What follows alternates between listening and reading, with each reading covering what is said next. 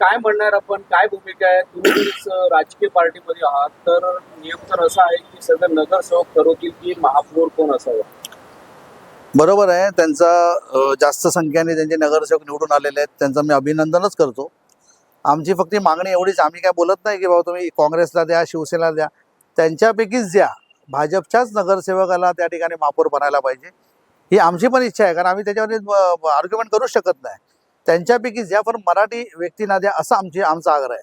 मला फक्त तुमच्या माध्यमातून हे आमदार साहेबांना आणि जे दिलीप जैन असते यांचे अध्यक्ष, ह्यांना कळकळीची विनंती करतो. हा शहर एकदम शांतप्रिय आपलं शहर आहे. ह्याच्यामध्ये कुठे गालबोट लागता कामा नये. जसं गेल्या टायमाला झालं त्या ठिकाणी मिसगाईड करून, लोकांना मिसगाईड करून सगळं एका समाजाला कुठेतरी आंदोलन करायला लावायचं आणि परत मराठी मोर्चा निघाला, हा सगळं म्हणजे परत इतिहास घडू नये ह्याची फक्त काळजी फक्त त्या आमदारांनी घ्यावी, एवढी प्रामाणिक इच्छा आहे. आणि मला खात्री आहे नरेंद्र मेहता आहेत हे ना फक्त सयाजीरावच पाहिजेत, लक्षात घ्या. त्यामुळे कुणाला बनवायचं कुणाला नाही बनवायचं त्यांना चांगला अभ्यास आहे. तर त्या टायमाला जे जे निवडून आले, आजच्या अगोदर पण 3 टर्म 2 टर्म 4 टर्म असे निवडून आलेले जे नगरसेवक असतील त्यांना संधी द्यावी. आमची प्रामाणिक इच्छा आहे की त्यांनी तसं चांगलं कुठेतरी संदेश जावं ह्याच्या पद्धतीने काम करतील. अन्यथा संघर्ष अटल आहे. जसं गोवर्धन देशमुख साहेबांनी सांगितलं की मीरा भाईंदरमध्ये संघर्ष मराठीसाठी करावा लागेल, कुठल्याही थराला आम्ही जायला तयार आहोत. लक्षात घ्या, आम्ही पोलिसांना निवेदन दिलेलं आहे. पोलिसांना आम्ही निवेदन देऊन हे सांगितलेलं आहे की शहरामध्ये कुठे अस्थिरता नको आहे, एकदम शांतप्रिय शहर आपलं आहे, तो तसंच आबाधित राहावं, ही आमची प्रामाणिक इच्छा आहे.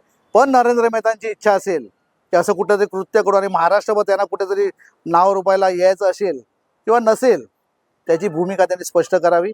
आम्ही उद्याच त्यांच्याकडे जायची आमची इच्छा आहे की उद्याच त्यांना जाऊन एक इनिशियल भेटून घ्यायचं. कारण फक्त पत्रेवर आजपर्यंत झालेलं आहे. हा वैयक्तिक त्यांना भेटून एक आमचे एक शिष्टमंडळ जाण्याची आम्ही भूमिका घेतलेली आहे. उद्या मी त्यांच्याकडे जाणार, त्यांचा विचार काय आहे तो घेणार आणि त्याच्यानंतर पुढची पावलं आम्ही उचलणार, हे पण तुमच्या माध्यमातून सांगतो. शिवसेनाची प्रेस कॉन्फरन्स झाली तर त्यांनी सांगितलं सूर्याची पिसाळ किंवा सुपारी घेऊन तुम्ही सगळे कामं करतायत. मराठी एकीकरण समिती असो किंवा मनसे असो, हे सगळं नरेंद्र मेहताला लाभ पोहोचण्यासाठी हे सगळं तुमचं चालू आहे कार्यक्रम. बघा, जे वक्त्याने त्यांनी बोलले ते किती पक्ष फिरून आलेले आहेत ना, हा संशोधनाचा विषय आहे. लक्षात घ्या, सुपारी कुणी घेतली कुणी नाही. आम्ही सुपारी घेतली असती तर आम्ही उभं राहिलो असतो का इथे?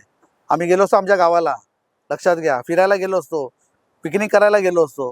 पण त्यांची मजबुरी आम्ही समजू शकतो. लक्षात घ्या, त्यांचं असं झालंय ना, आता बोलतं फोड आला ना, तर सांगू शकत नाही आणि बोलू शकत नाही, अशी परिस्थिती त्यांची झाली आहे. त्यामुळे त्यांची पण मनापासून इच्छा आहे. मला पण फोन आले त्यांचे, लक्षात घ्या, त्यांच्या सगळ्या टीमचे मला फोन आले की साहेब आम्हाला काय काय गोष्टी आम्ही बोलू शकत नाही. त्यांची पण मी अडचण समजू शकतो, म्हणून त्यांना मनावून शुभेच्छा देतो. तुम्ही फ्रंटला येऊ शकत आम्हाला माहिती आहे, पण पडद्याच्या मागून तरी आम्हाला सपोर्ट करतील असं त्यांनी मला आश्वासन दिलेलं आहे. त्यामुळे मराठी माणूस हा एकजूट झाला तर काय होतं हे ज्वलन चित्र मीरा भाईंदरनी बघितलेलं आहे. तर काही समाजाचे पण मला फोन आले, लक्षात घ्या, गुजराती समाज, मारवाड़ी समाज, कि साहब ये हमारे जो गए टाइम जैसा हुआ था वैसा कुछ प्लीज़ होने मत दो, हम आपके साथ में हैं, हमारा कोई विरोध नहीं है, मराठी संस्कृति यहाँ पे रहनी चाहिए, यहाँ पे जो संस्कृति अपनी है वो बनी रहनी चाहिए, ये हमारी मानसिकता है.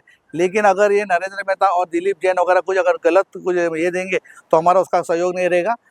हम लोग आपको मराठी लोग के साथ है, ये ऐसा उनका कहना था.